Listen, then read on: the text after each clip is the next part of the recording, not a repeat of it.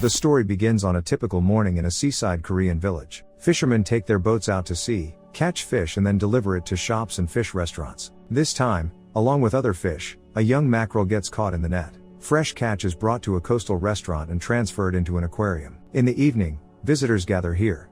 One family eats flounder. The fish is gutted and cut into pieces, but still alive. A visitor boy examines clownfish in an aquarium and asks adults what will happen if an edible big fish is added to the aquarium. His mother feeds him flounder, ignoring the question. Meanwhile, the owner of the restaurant comes to the threshold and decides to move the mackerel into another aquarium, where there are fewer fish. New customers drive up to the restaurant and think about their order for a long time. They want to eat fresh fish. The owner of the restaurant claims that all his fish was caught this morning from the ocean. Mackerel rushes around the aquarium into which it was moved. It thinks it can swim out of the aquarium walls, so it tries to ram them. The rest of the fish in this tank pretend to be dead so they won't be served to someone for dinner. Customers enter the restaurant. A young greenling fish named Spotty happily informs the neighbors that the danger has passed. The fish begin to swim freely, but then the owner comes out and catches one of them from the aquarium. The new mackerel watches in horror as the fish is stabbed in the head, then butchered and gutted. All this time the fish remains alive. Soon the restaurant closes, customers and staff go home. The mackerel continues to rush around the aquarium and smash its head against the walls. Spotty tries to reason with it,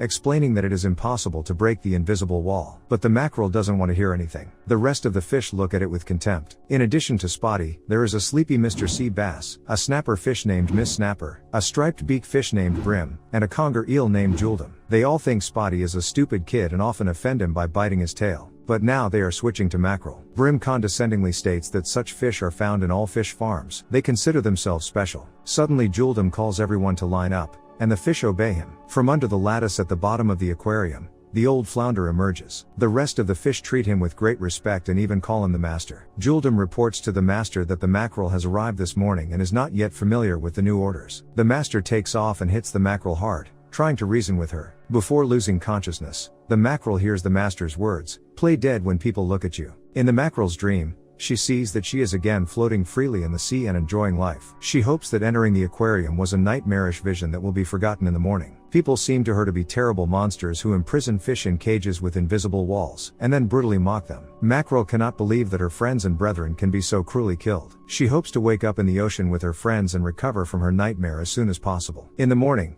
the mackerel comes to her senses and again faces the terrifying reality. Soon, a restaurant worker throws a half-dead fish into the aquarium. Mackerel neighbors look at the new fish with appetite and prepare for a delicious lunch. The fish begs not to be eaten, but Juldum pushes the fish to the net, under which the master hides during the day. With a sharp movement, the master drags the fish into his lair and, after a few moments, pushes it back with gouged eyes. All but the mackerel immediately pounce on the dead fish and torment its body with gusto. The shocked mackerel does not touch the meat, she thinks about her own. Since the fish was thrown into the aquarium from above, then the lid is now open, and she can jump out of the aquarium. Mackerel does just that. She flops to the ground and floundering tries to get to the water. The neighbors forget about the meal and look with surprise at the mackerel. But the sea is too far. The mackerel faints without water and stops halfway. At that moment, a worker comes out of the restaurant, picks up a mackerel and launches it back into the aquarium. The rest of the fish swim up to the unconscious mackerel and wonder about the reasons for her act. They sincerely do not understand why she needs to leave the aquarium. The fish give the mackerel the name Padak Padak, which means slap slap, slapping the fish with its tail on the ground. Every night, Master Old Flounder asks the rest of the fish a riddle about life in the ocean. The fact is that the master lies, as if he comes from the ocean. In fact, it was raised on a fish farm, like all other fish, except for the Padak mackerel. The one who solves the riddle has the right to bite off a piece of the loser's tail. As a rule, the loser is always Spotty. The fish love this game. Tonight the master asks how many limbs a starfish has. Padak has seen starfish more than once, so she confidently replies that they have 5 limbs. Brim suggests that the starfish has 50 limbs, and Spotty gives the number 51. The master says that the correct answer is 50. Padak is very indignant. She asks if anyone has seen a starfish in real life. Everyone claims to have seen it. Padak doesn't understand why people ask riddles to which no one knows the right answer. According to the master, it turns out that Padak lost. All the fish together pounce on her, press down, and Brim tries to bite off a piece of her tail. However, Padak manages to escape. The next day, an angry Brim can't seem to leave Padak alone. Then Spotty intercedes for her. A friendship develops between Padak and Spotty. Spotty asks why Padak jumped out of the aquarium yesterday. She explains that she wanted to return home to the sea.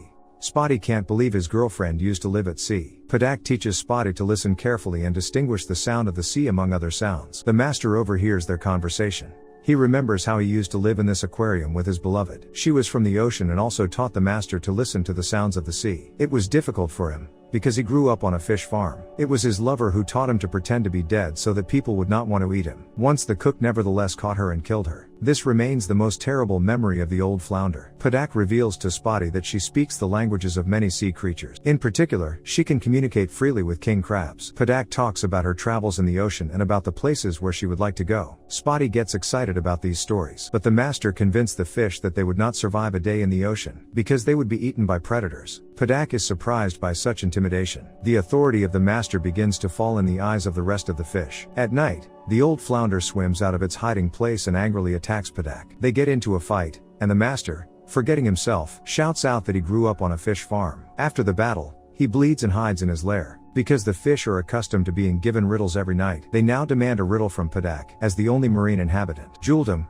with arrogance and mockery, makes Padak come up with a riddle to distract the rest of the fish from thoughts of imminent death. Padak asks this question: how do they all get out of the aquarium? Encouraged, Spotty answers first. He heard that every being has a soul, and it is free by nature. Spotty believes that if they become souls, they can break out of the aquarium. Brim says with a grin that they will first have to die to do so. But the master tells the fish that they've been dead since they got into this tank, so Spotty sees no contradiction here. Brim is next to answer. He thinks they should try to break the invisible wall, but the rest of the fish think that they will die if they hit the glass all night. Miss Snapper thinks they should wait for heavy rain. Then, in her opinion, the water level in the sea will rise and wash away the aquarium. And Mr. Sea Bass suggests asking the king crabs to break the glass with their claws. Fortunately, crabs live right under their aquarium. Padak promises to jump into the aquarium with crabs tomorrow and negotiate everything with them. Nobody but Spotty believes in the success of this idea. Padak wonders why the fish do not believe in anything. Do not try to get out and bow before the old flounder. Padak debunks the greatness of the master and invites the fish to think with their own heads. But they angrily attack Padak, because they are not ready to change their thinking so much. Brim tries to beat Padak to death, but then the old flounder swims out of the shelter and sternly urges everyone to calm down. The master repeats the idea that the fish in the aquarium are already dead, and the dead cannot rise and dream of freedom. Everyone agrees with him except Padak. The next morning, restaurant workers move the fish into a bowl and wash their tank. Padak asks why old flounder was not transplanted into the basin along with everyone else. Spotty explains that people have forgotten about the existence of the master, because he hides in his hideout all the time.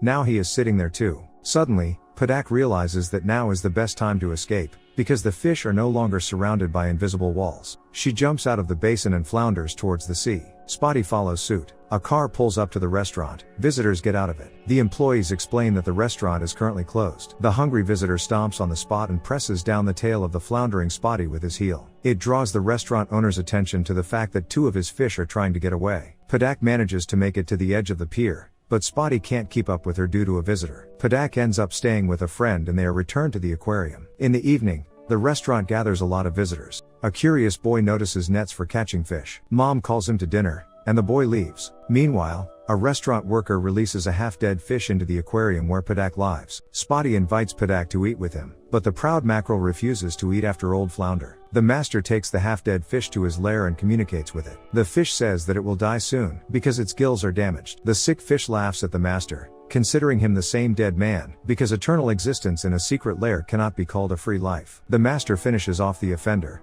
but does not eat him. But everyone else starts to eat. Padak finds it unpleasant to look at. Casting an evil glance at the master, she emerges from the aquarium and jumps into the aquarium with the crabs, as she promised. Here, Padak is trying to negotiate with the crabs so that they break the walls of the aquarium, but the crabs do not answer and only hurt Padak. At this time, a curious boy approaches the aquariums again. He fishes Padak out of the crab tank and takes her to the clownfish tank. Soon, the wounded Padak comes to her senses and eats the clownfish with an appetite. In another aquarium, everyone already thinks Padak is dead, but Spotty wants to see her through. To do this, he is going to talk to the crabs himself. The master hits Spotty with his tail and calls him a fool. The master then orders the fish to forget everything Padak told them. But Spotty doesn't want to listen to anyone. He jumps out of the aquarium and goes to the crabs. Meanwhile, Padak continues to wallow in the small aquarium, wanting to get to the last clownfish. Because of this, a sword breaks off from the statuette of a knight, which stands in the aquarium as an ornament, and sticks into the body of Padak. Spotty tries to talk to the crabs, but they are extremely aggressive. Due to the injury,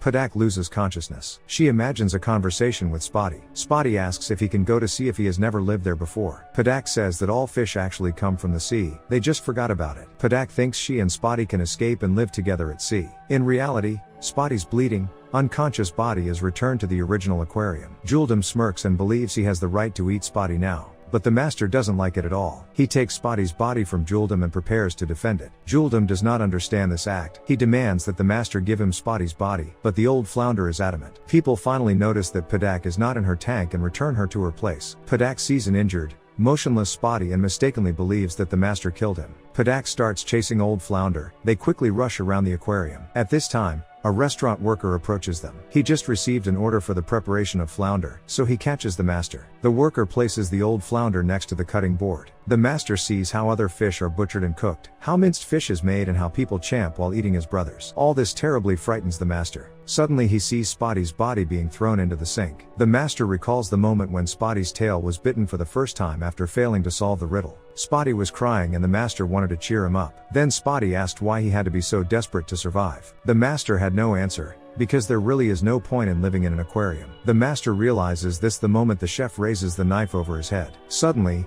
the diners decide to change their order. Now they want to taste the mackerel. The cook releases old flounder back into the aquarium. Fish are incredibly surprised. The master swims up to Padak. She apologizes for misinterpreting master's actions earlier. Padak now realizes that the master cared about his friends, not trying to suppress them.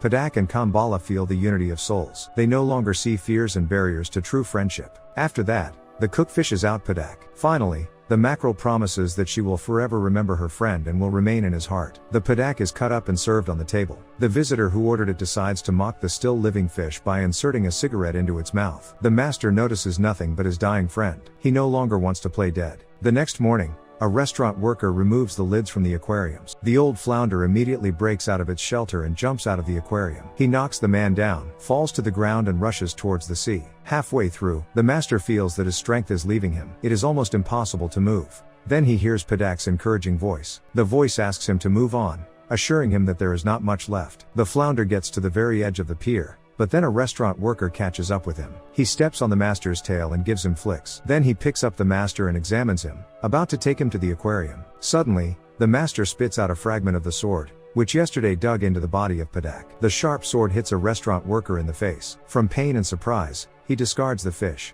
Thus the master enters the sea. The master's friends are watching with their mouths open. Then the usual life continues in the restaurant and aquariums. But the master is now free.